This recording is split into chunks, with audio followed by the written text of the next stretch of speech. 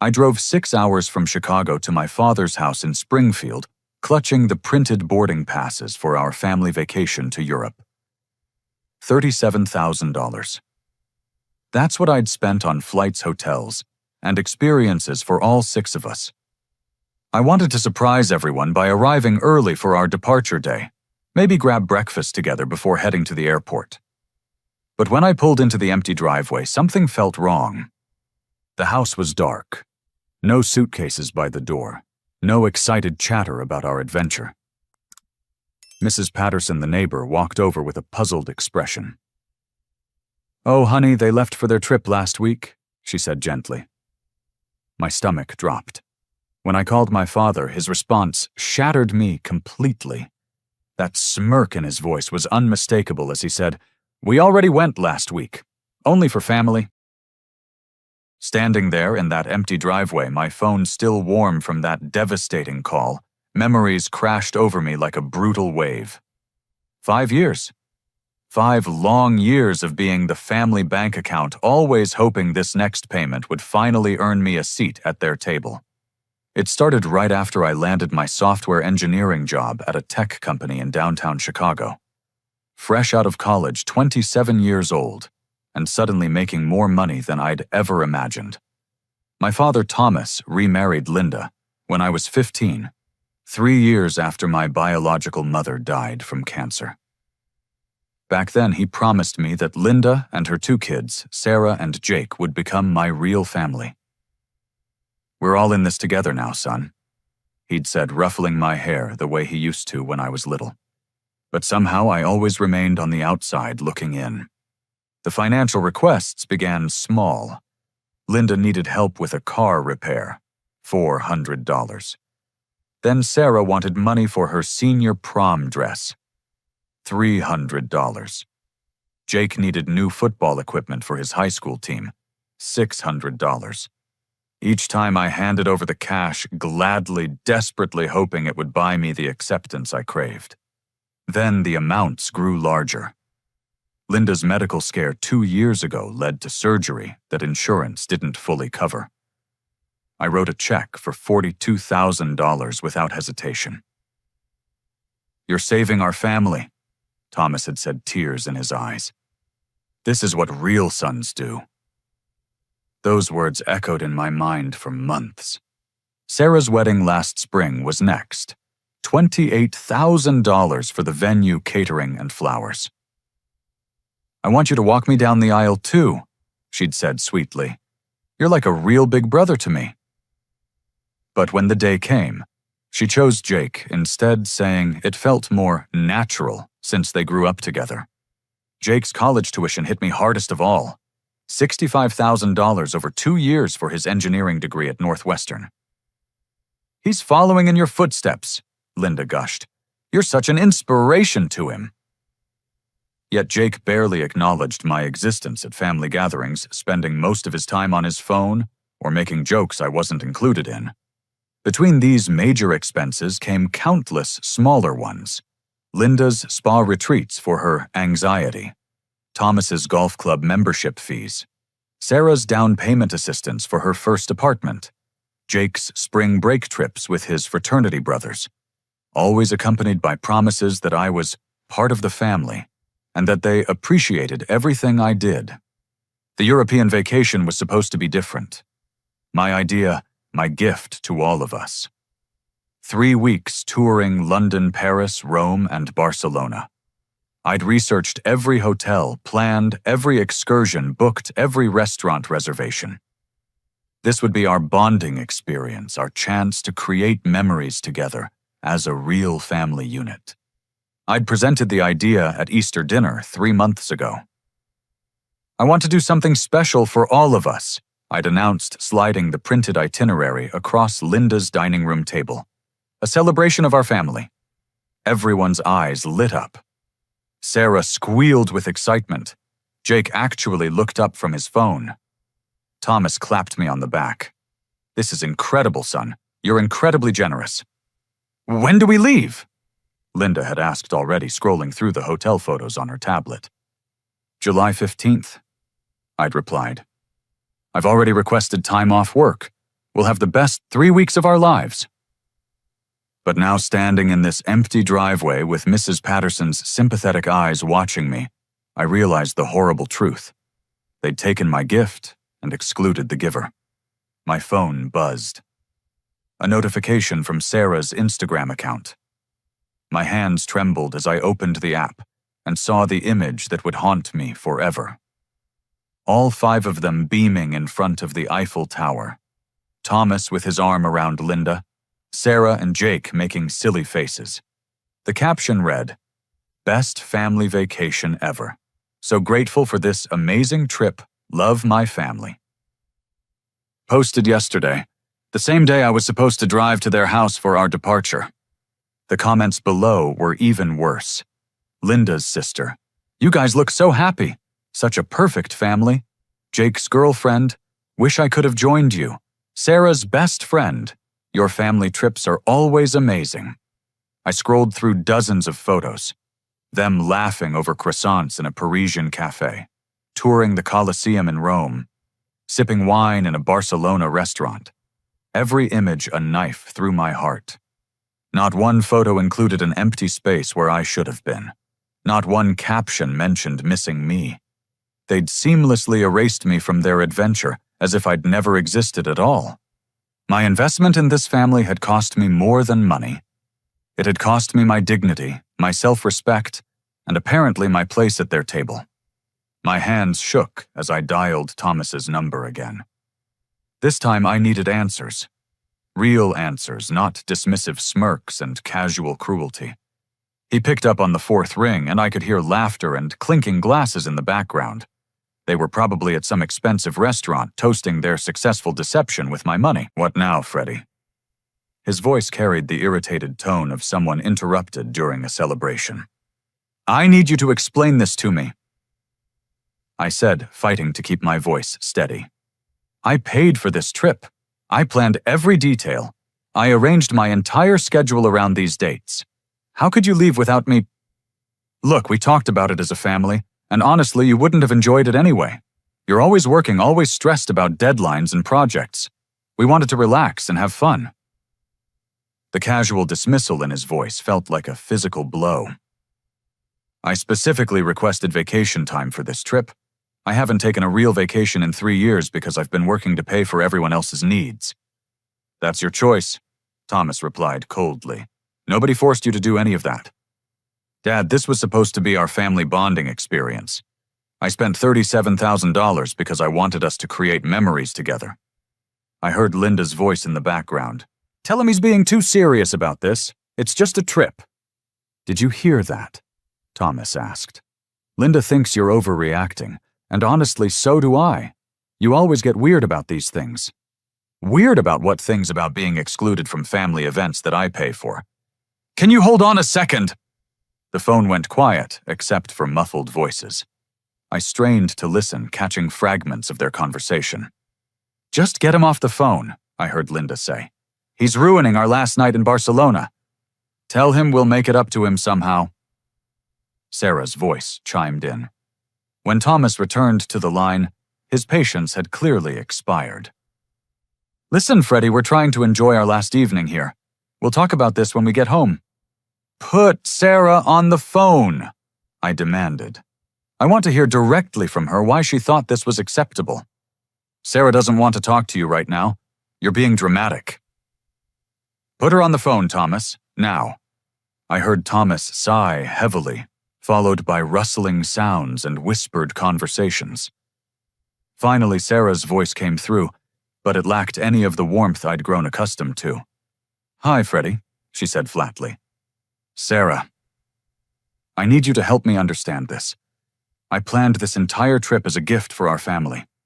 How could you go without me? Look, we had a family meeting about it, and we decided that this should be more of a bonding experience for the core family unit. You know, people who actually grew up together." Her words hit me like ice water. The core family unit, I've been part of this family for 17 years. But not really, though. I mean, your dad's son from his first marriage. Linda is our mom. Jake and I are actual siblings. It's different. Different how I've paid for your wedding, Your brother's education, your mother's medical bills? How is that different? That was your choice, Freddie. We never asked you to be our personal ATM. The cruelty of her words left me speechless for a moment. In the background, I heard Jake's voice. Is he still whining about the trip? Tell him we upgraded to the presidential suite in Rome with the money we saved on his ticket. Sarah giggled. Jake says hi. You upgraded with money that was supposed to pay for my portion of the trip. Well, yeah, I mean, why waste it? We figured since you weren't coming, we might as well make the experience better for the people who were actually there. My voice dropped to barely above a whisper. Sarah, do you have any idea how much money I've spent on this family over the past 5 years? That's not really our problem, though, is it? You chose to spend that money. Nobody put a gun to your head. Thomas's voice returned to the phone. Freddie, you're being ridiculous about this. You'll get over it like you always do. We need to go now. Our dinner reservation is in 20 minutes. Wait, I'm not finished talking about this. Yes, you are.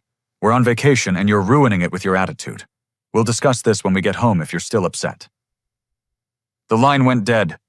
I stood there in the growing darkness of that empty driveway, processing the conversation that had just destroyed any illusion I had about my place in this family. They hadn't just excluded me from the trip. They'd excluded me from their consideration entirely. I was a wallet with legs, nothing more. Mrs. Patterson approached cautiously. Honey, are you all right? You look like you've seen a ghost. I looked at her kind, weathered face and felt tears beginning to form. I think I just realized that I never had a family at all. The drive back to Chicago passed in a haze of fury and heartbreak. By the time I reached my apartment, a grim determination had settled over me. I needed to know exactly how deep this betrayal went. I spread my financial documents across my kitchen table like a detective investigating a crime. Credit card statements, bank records, receipts, and canceled checks created a paper trail of my generosity and their exploitation. What I discovered made my stomach turn. The credit card I'd given them for emergencies only showed charges I'd never authorized. Linda had been using it for weekly spa treatments at an upscale resort an hour outside Springfield. $8,000 over the past 6 months for massages, facials, and wellness retreats to manage her stress. Jake's transactions were even more brazen. A $12,000 down payment on a brand new BMW appeared on my March statement. When I'd asked about his transportation situation, he'd claimed he was still driving the used Honda I'd helped him buy freshman year. Apparently, that was no longer good enough for his image. Sarah's charges revealed a shopping spree that would make a reality TV star blush. $9,000 at furniture stores, clothing boutiques, and electronics retailers. All charged to my account without a single phone call asking permission. But the most damaging discovery came when I checked my phone's text message backup. A folder I rarely opened contained message threads that had been accidentally synced from a shared family plan I'd stupidly agreed to pay for. The conversation between Sarah and Jake from 2 months ago made my blood boil. Sarah. OMG. Jake, did you see how much money Freddie transferred for Dad's property taxes? 15 grand, just like that. Jake, I know, right? It's like having our own personal bank. Dad's right, though. We should keep milking him until he gets smart. Sarah. Do you think he'll ever catch on? Jake. Doubtful. He's so desperate to be part of our family that he'd probably sell his kidney if we asked nicely. Remember when Mom called him pathetic for wanting to belong so badly? Sarah. Mom says we can probably get another $50,000 out of him before he realizes what's happening.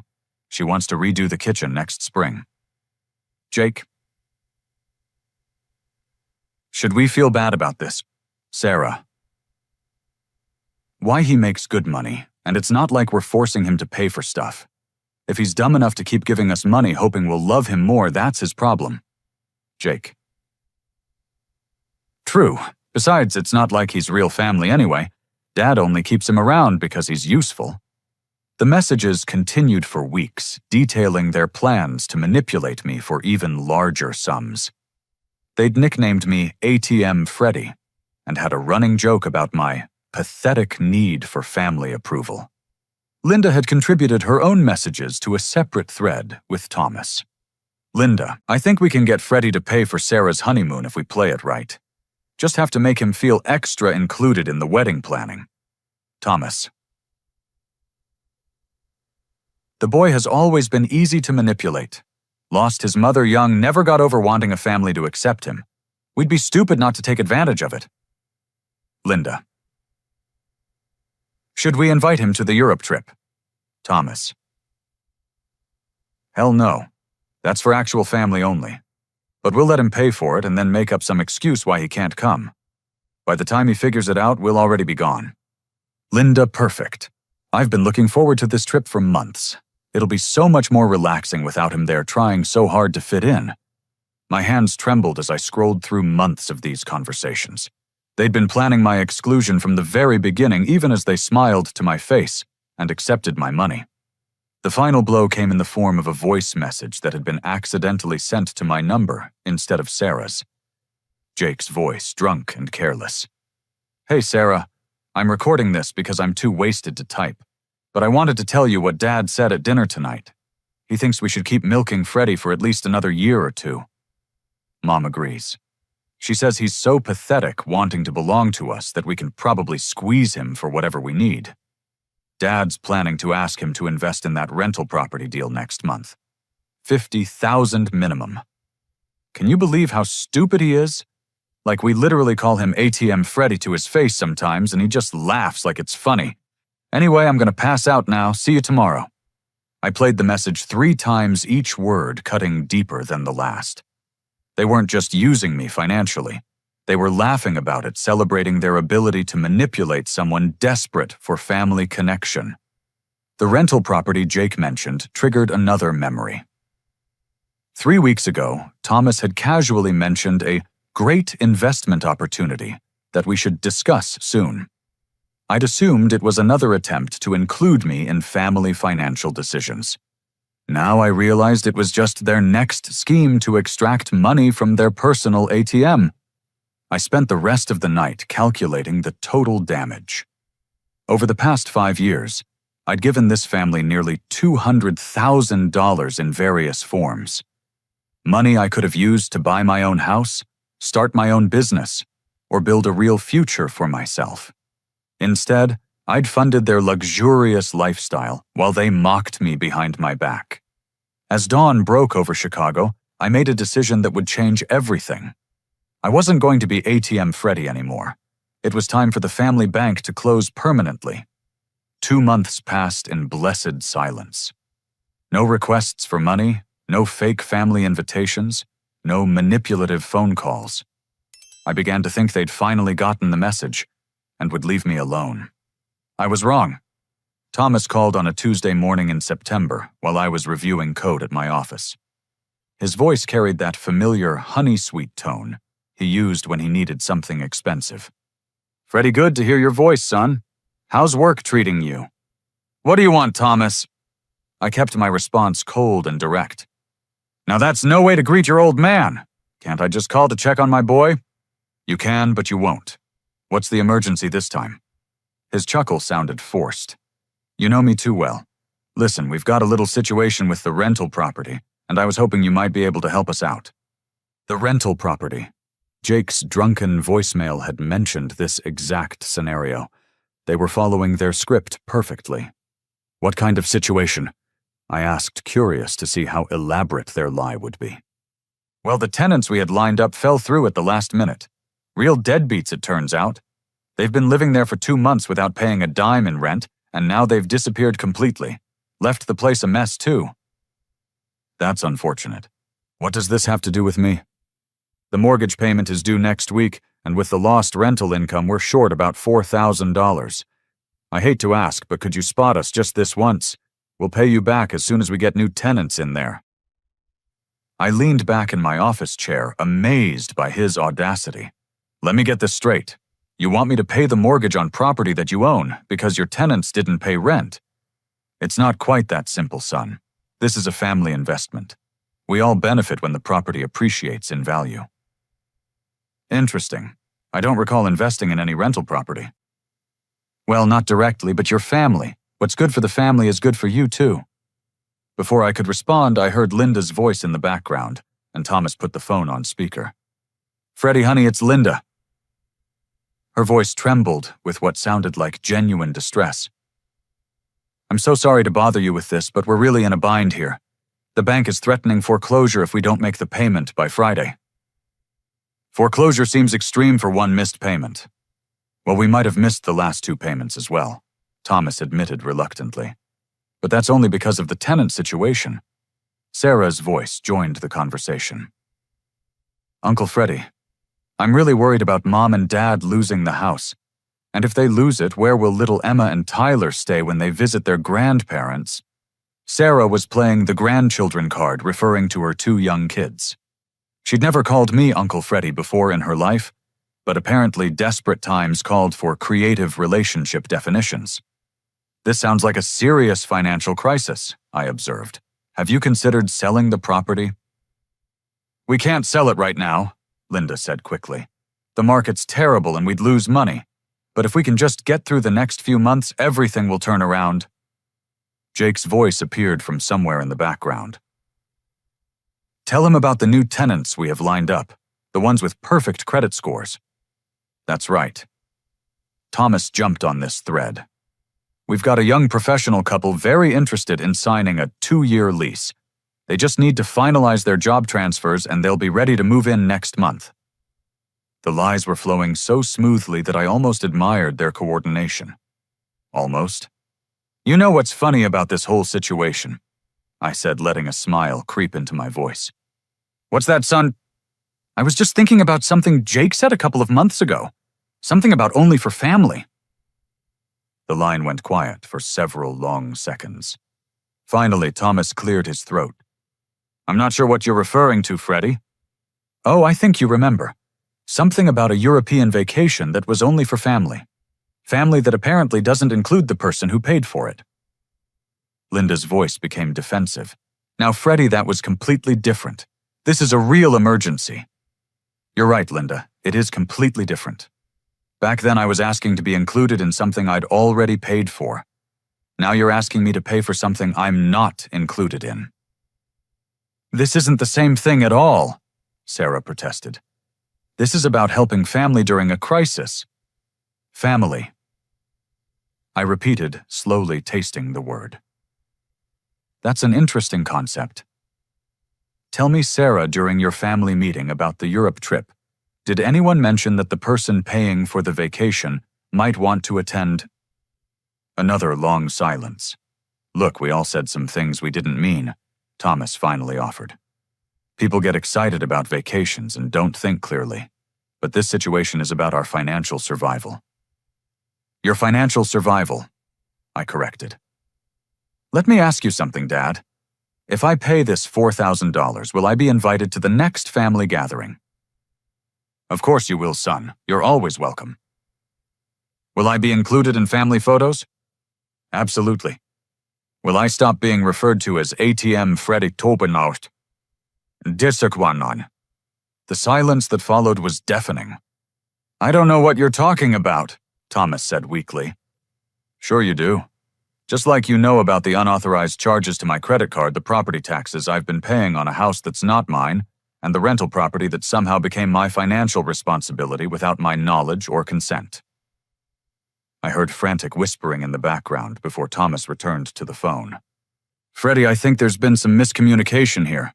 Maybe we should sit down face to face and work this out. Oh, I think we're communicating perfectly clearly right now. You need $4,000 for a rental property mortgage. You're calling the family ATM to make a withdrawal. Isn't that how this relationship works?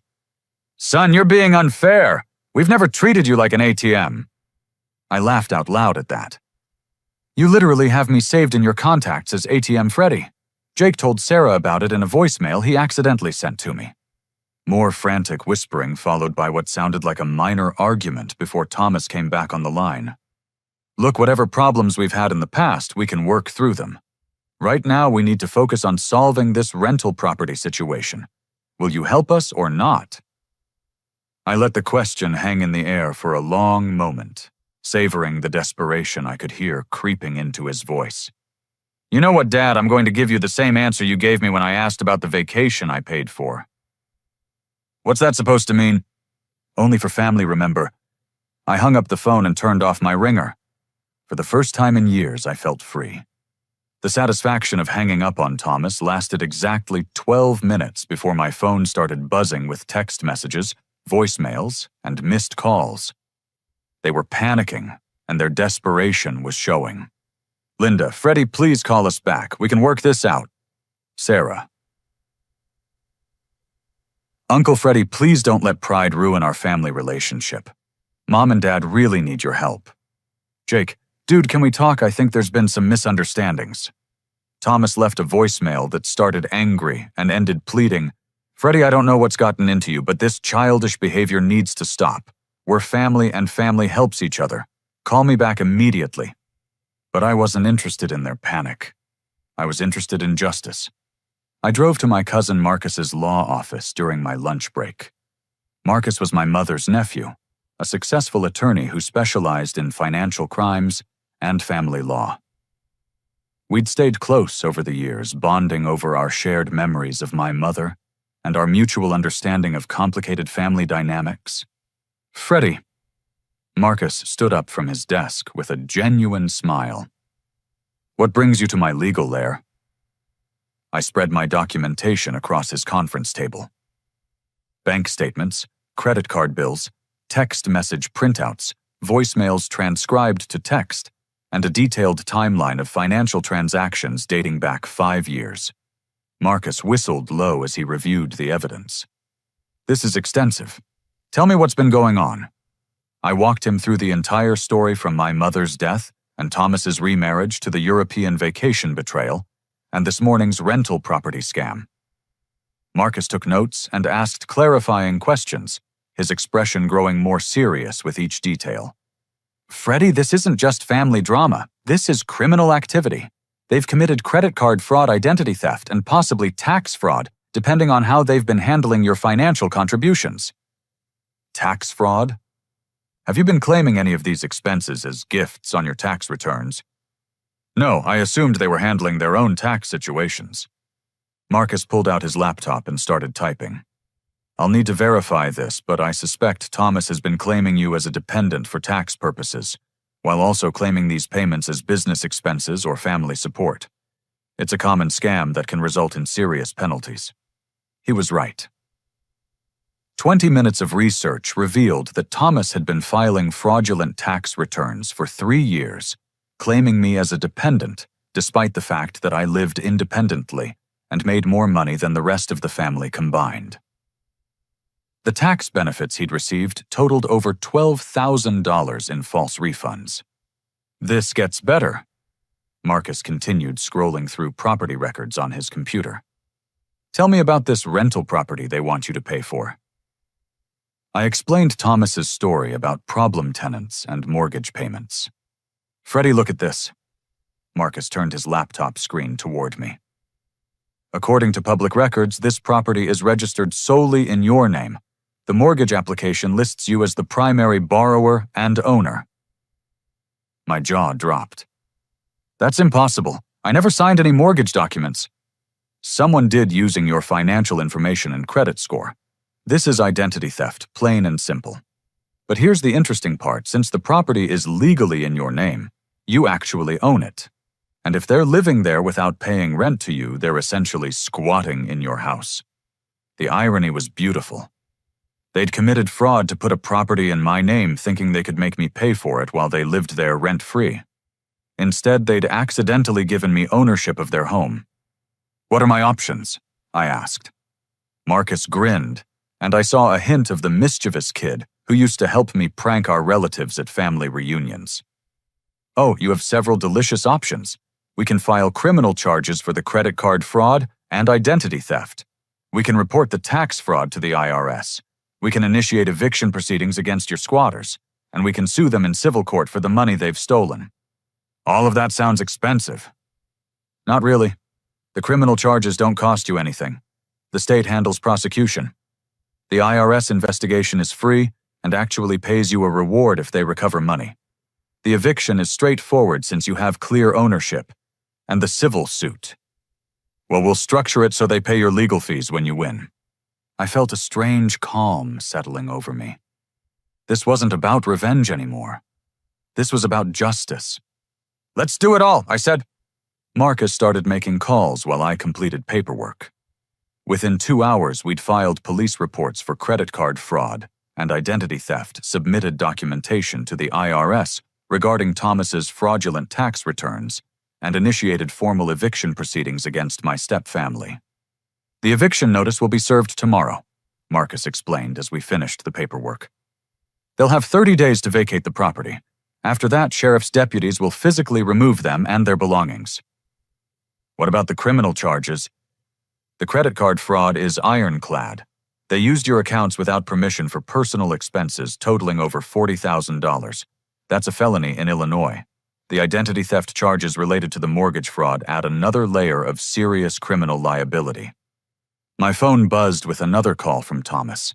I showed the screen to Marcus. Answer it, he suggested. But keep it short, and remember that everything you say might be used in legal proceedings. I picked up the call. Hello, Thomas? Freddie, thank God. Listen, we need to talk about this rental property situation. The bank called and they're being very aggressive about the missed payments. I'm sure they are. It's difficult when people don't pay their mortgages on time. Right, exactly. So can we count on your help with the $4,000? I looked at Marcus, who was grinning and recording the conversation on his phone. Actually, Thomas, I've been thinking about our conversation this morning, and I've decided to take a more active role in this rental property situation. That's fantastic, son. I knew you'd come through for the family. Oh, I'm definitely coming through. In fact, I'm coming through so thoroughly that I've decided to personally handle all future rental management for the property. What does that mean exactly? It means that as the legal owner of the property, I'll be taking possession of it immediately. I've already filed eviction papers against the current occupants who have been living there without paying rent. The silence that followed was so complete that I wondered if the call had dropped. Freddie. Thomas finally said, his voice barely above a whisper. What are you talking about? I'm talking about taking control of my own property, Dad. The property that's been registered in my name without my knowledge or consent. The property I've been paying for while other people live in it for free. You can't do that. We live there. Not legally, you don't. Legally, you're squatters on my property. But don't worry, I'm giving you the full 30 days required by law to find somewhere else to live. The line exploded with voices as Thomas apparently put me on speaker and shared the news with Linda, Sarah, and Jake. I heard crying, shouting, and what sounded like furniture being thrown. We'll fight this in court, Thomas yelled into the phone. Good luck with that, I replied calmly. I'll see you there. Oh, and Dad, you might want to call a criminal defense attorney too. The police will probably want to talk to you about those credit card charges and the mortgage fraud. I hung up and turned to Marcus. How long do you think it will take to resolve all of this? The criminal cases could take months, but you'll start seeing results immediately. The eviction will be final in 30 days. The IRS moves quickly on clear-cut fraud cases like this, and the civil lawsuit should settle out of court once they realize how much evidence we have. As we shook hands outside his office, Marcus clapped me on the shoulder. Your mom would be proud of you for standing up for yourself like this. She always worried that you were too generous for your own good. Walking back to my car, I felt lighter than I had in years. The family bank wasn't just closed. It was about to foreclose on the people who had been robbing it blind. The next morning brought chaos to my stepfamily's world, and I had front-row seats to watch it unfold. The eviction notice was served at 8:30 a.m. by a sheriff's deputy who knocked on their door with official paperwork. According to the incident report Marcus obtained later, Linda answered the door in her bathrobe and immediately began screaming about mistakes and misunderstandings.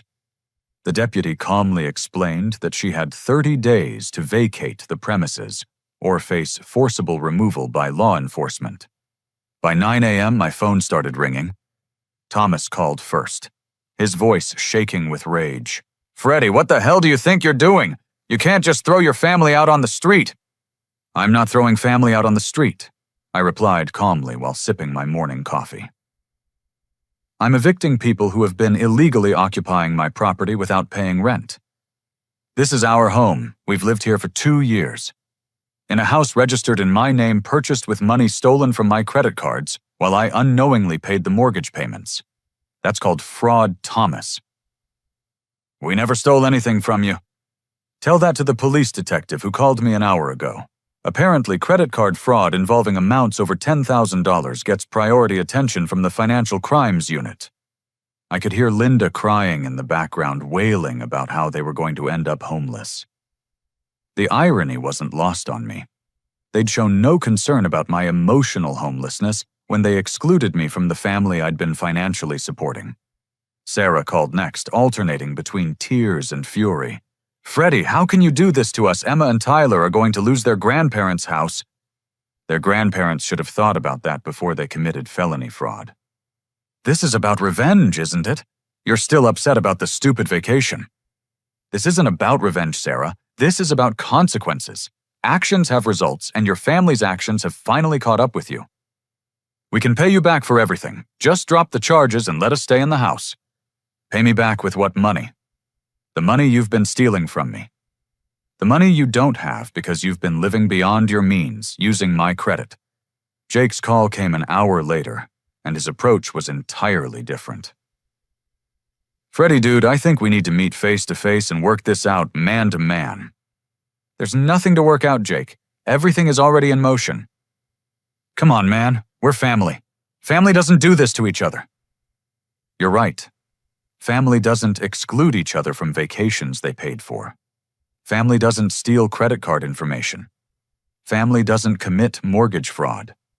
Family doesn't call each other ATM Freddy behind their back. Look, I was drunk when I left that voicemail. I didn't mean any of that stuff. Which part didn't you mean? The part where you called me pathetic for wanting family acceptance? The part where you bragged about milking me for money? Or the part where you said I wasn't real family anyway? The silence stretched for nearly a minute before Jake hung up without another word. But the real entertainment came when the IRS investigation kicked into high gear. Marcus called me that afternoon with an update that made me smile. The IRS auditor assigned to Thomas's case is apparently very thorough, Marcus reported. They're not just looking at the fraudulent dependent claims. They're examining all of his financial records for the past 5 years, including the rental property income he failed to report, and the gift tax implications of all the money you've been giving them. Gift tax implications. When you give someone more than $15,000 in a year, it triggers federal gift tax requirements. Thomas should have been reporting these transactions, but he wasn't. The penalties for unreported gift income can be substantial. That evening, I received a call from a number I didn't recognize. When I answered, Linda's sister, Janet, was on the line. Freddie, I hope you don't mind me calling. Linda gave me your number because she's too upset to talk. What can I do for you, Janet? I'm trying to understand what happened here.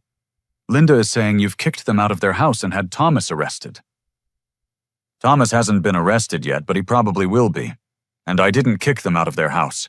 I evicted them from my house that they were occupying illegally. I walked Janet through the entire situation, sharing details that Linda had apparently omitted from her tearful phone call. By the end of our conversation, Janet's tone had completely changed. My God, Freddie, I had no idea they were treating you this way. Linda always made it sound like you were just being generous because you loved the family so much. I was generous because I loved the family. They took advantage of that love and turned it into a business model. What can they do to fix this? At this point, nothing. The criminal charges are out of my hands. The state is prosecuting the fraud cases. The eviction is a legal matter between a property owner and illegal occupants. The only thing they can control is how they handle the consequences of their actions. 2 weeks later, Thomas was arrested at his workplace and charged with multiple counts of credit card fraud and identity theft. The local newspaper ran a small item about it in their police blotter section. Springfield man arrested for financial crimes against family member. Linda had a complete breakdown and was briefly hospitalized for what her doctor described as an anxiety-induced nervous episode. Sarah's husband, David, called me to ask if there was anything he could do to help resolve the situation. David, I appreciate the call, but this isn't something that can be resolved with a conversation. Your wife and her family committed serious crimes against me for years while pretending to love me. The legal system is handling it now. But surely there's some way to work this out privately. Sarah is worried about how this will affect the kids. Sarah should have worried about how her actions would affect her kids before she decided to commit fraud. Those consequences belong to her, not to me. The most surprising call came from Jake 3 weeks after the eviction notice was served. He was crying. Freddie, I need to tell you something. I've been thinking about everything that happened and I realize how horrible we were to you. Okay. No, I mean really horrible. I've been talking to a therapist about it, and she helped me understand that what we did wasn't just mean, it was abusive. We emotionally abused you for years while stealing your money. I didn't respond immediately, curious to see where he was going with this. The thing is, I don't think any of us really understood how much you were hurting. We got so used to seeing you as this successful guy who could afford to help us that we stopped seeing you as a person with feelings. That's an interesting observation, Jake. I know this doesn't fix anything, and I know you probably hate me now, but I wanted you to know that I understand what we did was wrong, really wrong, and I'm sorry. It was the first genuine apology I'd received from any of them, and it came from the person I'd expected it from least. I appreciate you saying that, Jake. It means something. Do you think there's any way we could have a relationship again someday? Like a real relationship where I don't treat you like garbage? I thought about his question for a long time before answering. I think that depends entirely on whether you become the kind of person who deserves a relationship with me. After I hung up, I realized that Jake's apology had been the first step toward something I hadn't expected the possibility of genuine healing. But that healing would have to wait until justice had been fully served. 6 months later, I sat in my lawyer's office reviewing the final settlement documents that would close this chapter of my life forever. The criminal cases had proceeded exactly as Marcus predicted. Thomas pleaded guilty to multiple counts of credit card fraud and identity theft in exchange for a reduced sentence of 18 months in minimum security prison and 5 years of probation. The plea deal required him to make full restitution for the money he'd stolen, which totaled $43,000 once interest and penalties were calculated. Linda pleaded guilty to lesser charges related to her use of my credit cards and received 2 years of probation plus community service. The stress of the legal proceedings had genuinely affected her health, and the judge took her medical condition into account during sentencing. The IRS investigation had been even more devastating for them financially. Thomas owed $12,000 in fraudulent tax refunds, plus penalties, and interest totaling another $8,000. The agency had also discovered unreported income from various sources, adding another $15,000 to his tax debt. But the most satisfying resolution involved the rental property. After the eviction was finalized, I'd sold the house for a substantial profit. The real estate market had improved significantly since Thomas had fraudulently purchased it in my name, and the sale netted me $68,000 after paying off the mortgage and legal fees. I used part of that money to establish a small scholarship fund at my old high school in memory of my mother. The rest went into investments that would secure my own financial future rather than funding someone else's fantasy lifestyle. Marcus slid the final papers across his desk. Everything's wrapped up, Freddie. The restitution payments are being handled through the court system so you don't have to deal with them directly.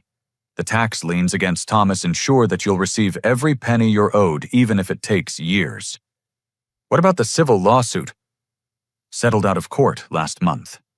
They agreed to pay an additional $25,000 in damages and legal fees, rather than risk a jury trial. Between the criminal restitution, the civil settlement, and the property sale, you've recovered more money than they originally stole. I signed the final documents and felt a weight lifting from my shoulders. So it's really over. The legal part is over. The personal part is up to you. Marcus was right. Over the past 6 months, I'd received several attempts at communication from my stepfamily. Most came through intermediaries like Janet or David, but a few had been direct. Sarah had written me a long letter acknowledging the pain they'd caused and expressing genuine remorse for her actions. She'd enclosed photos of Emma and Tyler with a note saying she wanted them to know their Uncle Freddie someday, but only if I was willing to be part of their lives again. Jake had continued seeing his therapist and had sent me updates on his progress every few weeks. He'd gotten a job at an engineering firm and was paying his own way for the first time in his adult life. His messages showed genuine growth and self-awareness that surprised me. Even Thomas had written from prison, though his letter was more focused on self-pity than genuine accountability. He'd asked for my forgiveness while simultaneously claiming that his actions had been motivated by desperation rather than greed. Linda's approach had been different. She'd asked Janet to invite me to family therapy sessions, where we could work through our conflicts with professional guidance. I'd declined, but the gesture suggested she understood that their behavior had been fundamentally wrong. The most meaningful communication had come from Jake's girlfriend, Ashley, whom I'd met briefly at family gatherings. She'd called to tell me how the legal consequences had affected Jake personally. "He talks about you all the time," she'd explained. "Not asking me to call you or anything like that, but processing what happened between you all. I think he really understands now how much he hurt you, and it's changed him. He's become someone I actually want to be with long term." 3 weeks after the legal settlement was finalized, I made a decision that surprised even myself. I called Jake. Freddie?" His voice carried shock and hope in equal measure. "I got your latest letter," I said. "The one about your promotion at work." "Yeah, I wasn't sure if you were still reading them."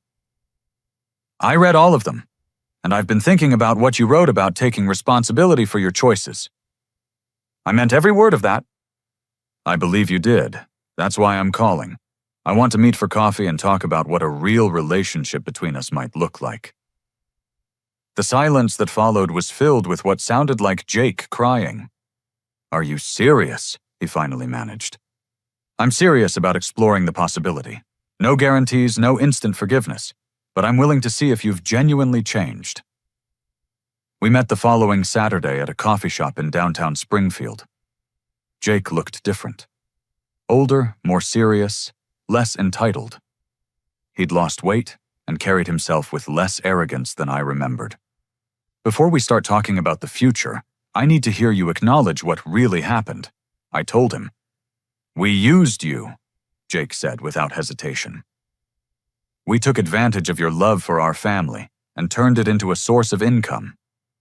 We excluded you from things you paid for, mocked you behind your back, and treated you like you were disposable.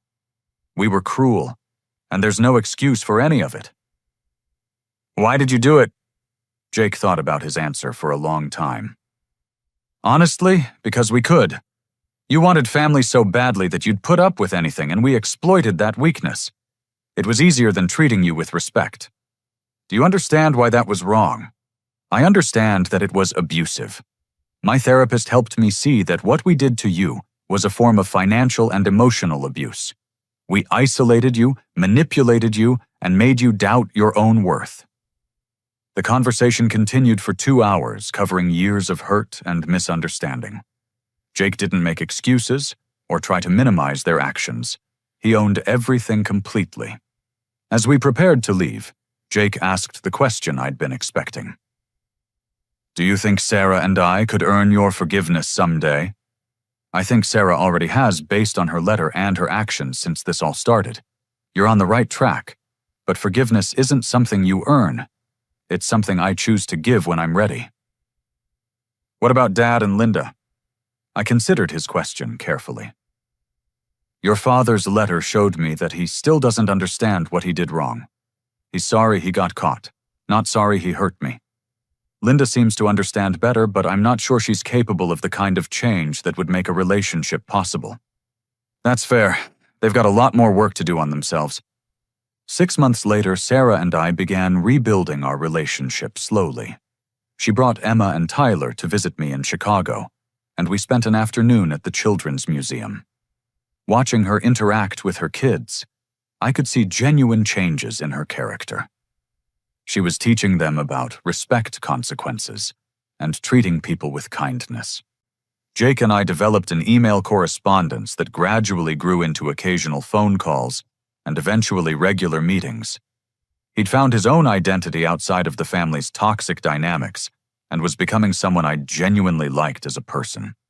Thomas served his full 18-month sentence and returned to Springfield with minimal resources and limited job prospects. The financial restitution requirements would follow him for years, ensuring that he couldn't rebuild his lavish lifestyle quickly.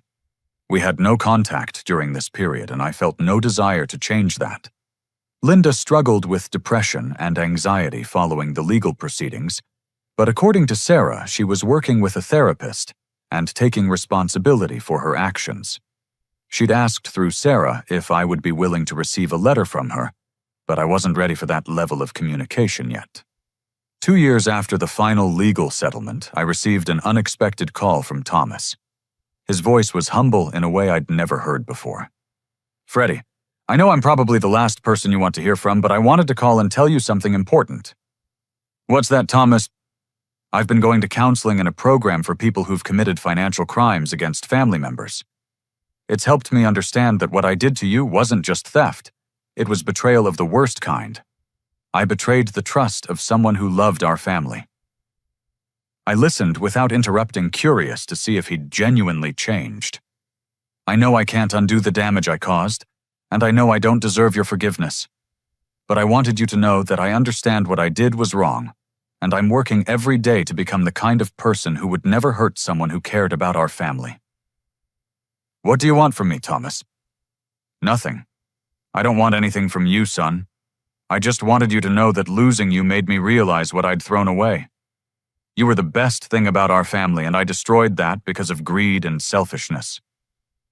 It was the first conversation we'd had where Thomas didn't ask me for anything, and the first time he'd taken complete responsibility for his actions without making excuses.